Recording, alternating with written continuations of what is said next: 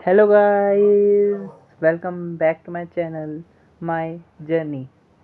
आज मैं आपको पढ़ाने वाला हूँ क्लास 11th का चैप्टर 1। ठीक है, तो इस चैप्टर का नाम है हमारा लिविंग वर्ल्ड। ठीक है, तो ये हमारी फर्स्ट यूनिट है, इसका मैं चैप्टर पढ़ाने वाला हूँ आपको, लिविंग वर्ल्ड। तो अब देखते हैं इसमें क्या है। तो अपनी कॉपीज़ और पेन निकाल लीजिए, अब हम पढ़ना शुरू करते हैं। तो जो भी मैं इसमें बताने वाला हूँ ये सब एनसीईआरटी बेस्ड होगा, और जितना भी होगा ये सब आपके नीट रेलिवेंट होगा। और मैं ये भी बताऊंगा आपकी 2026 में कहाँ कहाँ से क्वेश्चन आए थे। ठीक है, तो अब स्टार्ट करते हैं। तो पहली चीज़ है कि बायोलॉजी क्या है। बायोलॉजी क्या है? बायोलॉजी एक साइंस है, लाइफ फॉर्म। बायोलॉजी साइंस है लाइफ फॉर्म की, और साइंस है बायोलॉजी हमारी लिविंग प्रोसेसेस की। साइंस है लाइफ फॉर्म और लिविंग प्रोसेसेस की, ये समझ आ गया आपको। अब इसका मतलब क्या हुआ कि जब जो बायोलॉजी है वो साइंस है एक तरह से, और वो लाइफ फॉर्म और लिविंग प्रोसेसेस पे बेस्ड है। ठीक है, तो पहली ये चीज़ है, आपको ये पता होना चाहिए कि ये पूछ सकते हैं, जैसे हमारे नीट में ये पूछ सकते हैं कि बायोलॉजी किस चीज़ की साइंस है। ठीक है, फिर अब हमारे साइंटिस्ट के बारे में दे रखा है इस चैप्टर में। आप अपनी बुक्स खोल लीजिएगा, मैं आपको बताऊंगा। हमारे साइंटिस्ट हैं हमारे अर्नेस्ट मेयर, ये हमारे साइंटिस्ट थे। ठीक है, ये हमारे साइंटिस्ट थे, इनका नाम आपने लिख लिया होगा, होप सो। तो ये जो हमारे साइंटिस्ट थे, ये इनको ट्रिपल क्राउन ऑफ बायोलॉजी का प्राइज़ मिला था। ठीक है, ट्रिपल क्राउन ऑफ बायोलॉजी का प्राइज़ मिला था। दूसरा, इनको हम कहते थे डार्विन ऑफ 20th सेंचुरी। ठीक है, डार्विन ऑफ 20th सेंचुरी कहते थे हम इनको। ठीक है, और लास्ट चीज़ थी इनके बारे में कि ये जो थे, इन्होंने बायोलॉजिकल डेफिनेशन दी थी। इन्होंने किसकी? स्पीशीज़ की बायोलॉजिकल डेफिनेशन दी थी। आप सोचोगे मैं आपको ये क्यों बता रहा हूँ, क्योंकि नीट 2025 में ऐसे ही एक क्वेश्चन आ गया था रिडक्शनल बायोलॉजिस्ट के लिए, तो इसलिए मैं आपको बता रहा हूँ। ठीक है, तो अभी शुरू करते हैं लिविंग वर्ल्ड। टॉपिक का नाम डाल दीजिए लिविंग वर्ल्ड। ये है हमारा लिविंग वर्ल्ड। ठीक है, तो होप सो आपने टॉपिक का नाम डाल दिया होगा। मैं मिटा रहा हूँ क्योंकि इसमें स्पेस नहीं है ज़्यादा। तो अब हमारा पहला टॉपिक है व्हाट इज़ लिविंग, कि लिविंग क्या है। अब हमसे बायोलॉजी ने पूछा कि लिविंग क्या है। ठीक है, अब मैं बताता हूँ आपको लिविंग क्या है। ये हमारा टॉपिक है कि व्हाट इज़ लिविंग। ठीक है, ये हमारा टॉपिक है, ये आपने लिख लिया होगा होप सो। अब मैं आपको बताता हूँ व्हाट इज़ लिविंग। ठीक है, ये मैं मिटा देता हूँ अच्छे से। आपको नोट्स चाहिए होंगे तो आप मेरे को बताना, मैं आपको। ठीक है, अब मैंने ये मिटा दिए हैं, अब लिखना शुरू करते हैं। ठीक है, अब देखो लिविंग क्या है, कि जो चीज़ एनसीईआरटी हमसे पूछती है कि जो चीज़ एनसीईआरटी हमसे कहती है कि जो चीज़ ग्रो कर रही है, मतलब बड़ी हो रही है, क्या वो लिविंग है या नहीं है? तो आंसर है नहीं। आप बोलेंगे क्यों?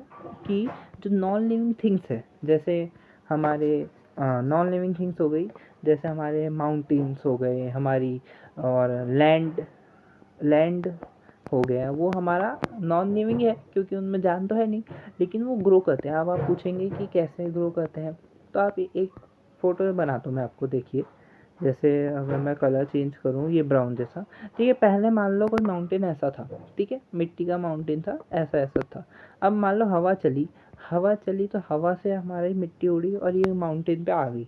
तो कुछ टाइम बाद ये माउंटेन ऐसे ऐसे ऐसे ऐसे ऐसे ऐसे बढ़ता रहेगा।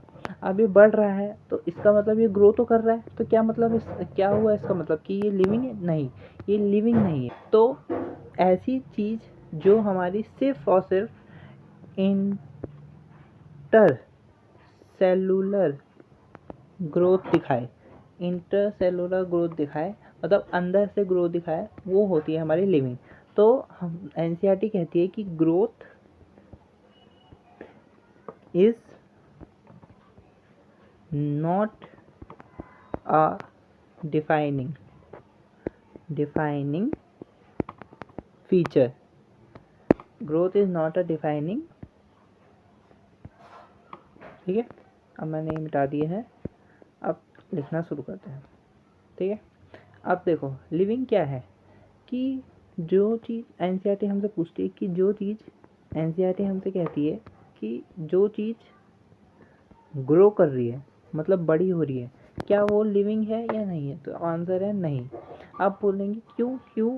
कि जो नॉन लिविंग थिंग्स है, जैसे हमारे नॉन लिविंग थिंग्स हो गई, जैसे हमारे माउंटेन्स हो गए हमारी, और लैंड हो गया, वो हमारा नॉन लिविंग है क्योंकि उनमें जान तो है नहीं, लेकिन वो ग्रो करते हैं। अब आप पूछेंगे कि कैसे ग्रो करते हैं, तो आप एक फ़ोटो में बनाता हूँ मैं आपको, देखिए।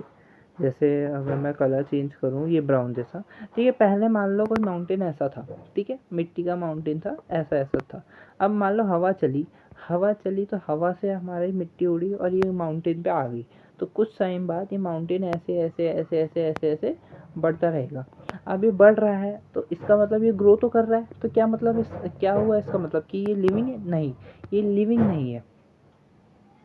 तो ऐसी चीज़ जो हमारी सिर्फ और सिर्फ इंटर सेलुलर ग्रोथ दिखाए, इंटर सेलुलर ग्रोथ दिखाए, मतलब अंदर से ग्रोथ दिखाए, वो होती है हमारी लिविंग।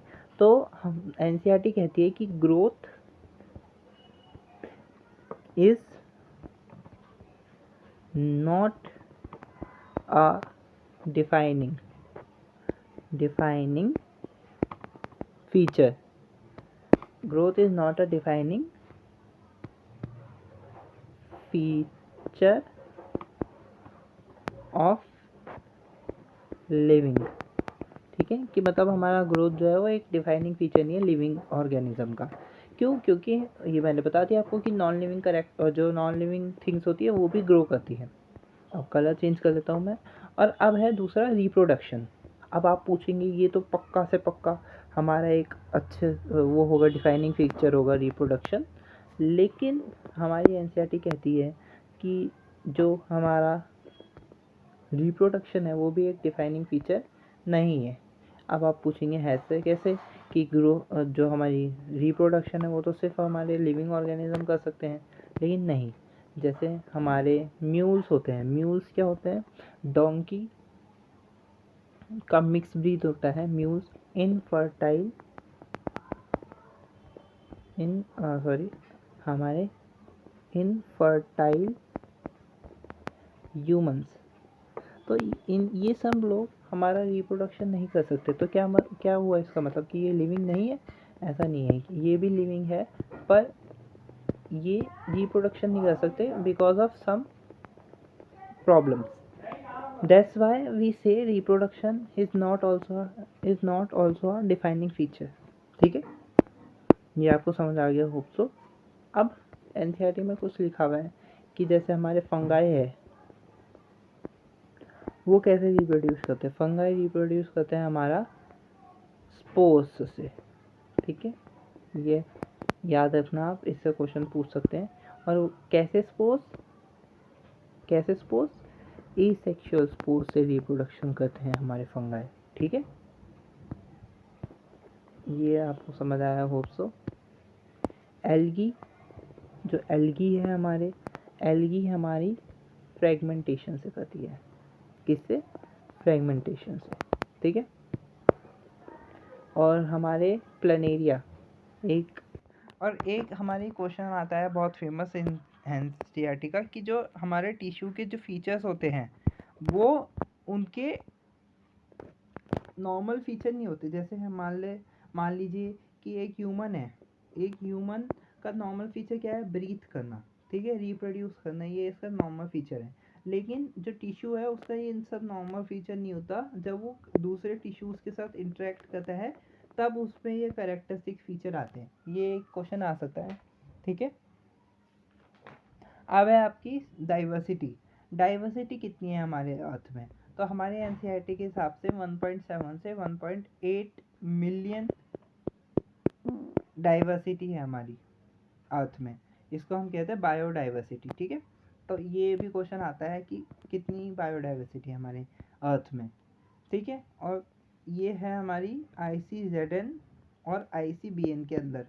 तो इसका नाम है international code of zoological nomenclature. इसका नाम है international code for botanical nomenclature. तो मैंने इसको याद कर रखा है OZ से।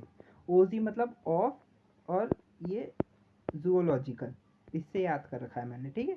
तो आप भी इससे याद कर सकते हैं। फिर आते हैं हमारे कैरोलस लीनियस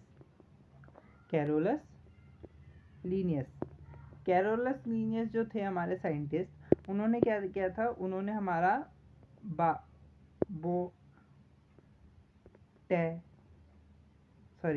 इन्होंने हमारा क्या किया था, इन्होंने हमारा बायोनॉमिनल नोमेनक्लेचर दिया था, ठीक है। तो इसमें क्या होता है, हम दो शब्द लेते हैं। जैसे एक होता है हमारा जेनरिक नेम, एक होता है हमारा स्पेसिफिक एपिथेट। तो इन्होंने ये लिया, जिसमें हमारा जो जेनरिक नेम होता है वो कैपिटल में होता है हमेशा, स्पेसिफिक एपिथेट हमारा स्मॉल में होता है। अगर दोनों को मैं हैंड रिटन करता हूँ तो उनको अंडरलाइन करता हूँ सेपरेटली, और इटैलिक्स में लिखता हूँ मैं इनको, क्योंकि हम इनका लैटिन बिहेवियर दिखाना चाहते हैं, क्योंकि ये लैटिन से ओरिजिन है। लैटिन से क्यों है, क्योंकि लैटिन एक डेड लैंग्वेज है। डेड लैंग्वेज का मतलब कि अब इसमें कोई मॉडिफिकेशन नहीं हो सकती है, इसलिए हम लैटिन का यूज़ करते हैं, ताकि हमारे नाम बार बार चेंज ना हो, ठीक है। अब ये हो गया। अब है हमारा सबसे इम्पोर्टेंट, कीप, ये लिख लेना, पेट्स क्लीन, अदरवाइज, लिखते रहिए, अदरवाइज फैमिली गेट सिक। ये क्या है आप पूछेंगे, ये है हमारी टैक्सोनॉमिक कैटेगरीज। तो keep pets clean otherwise family get sick का असली मीनिंग जो एनसीईआरटी में है वो है kingdom, phylum, class, order, family, genus, species.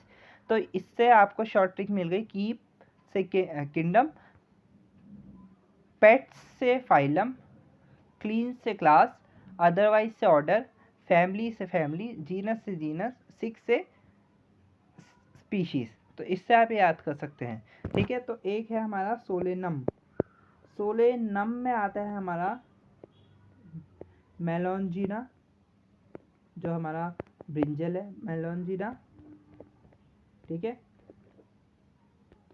दूसरा आता है हमारा टाइग्रम, याद कर लेना, टाइग्रम। तो तीसरा आता है हमारा ट्यूबरोसम, ठीक है, ट्यूबरोसम, ये आते हैं। और सोलेनेसी जो हमारी होती है, सोलेनेसी में आती है हमारी सोलेनम, पिटूनिया, धतूरा, ठीक है। ये सब है। तो इतना ही था इस चैप्टर में। होप आपको समझ आया होगा। अगर आपको समझ आया है तो इस वीडियो को लाइक, शेयर एंड सब्सक्राइब करना। कुछ भी कमी लगी हो वीडियो में तो कमेंट करना, मैं आपको और अच्छे वीडियो की क्वालिटी दूंगा अगर आप मेरे को बताएंगे कि क्या कमी है। और अगर कोई कमी ना लगी हो तो इस वीडियो को लाइक, शेयर और सब्सक्राइब करना। Thank you, have a nice day, keep studying for NEET 2027। Bye bye.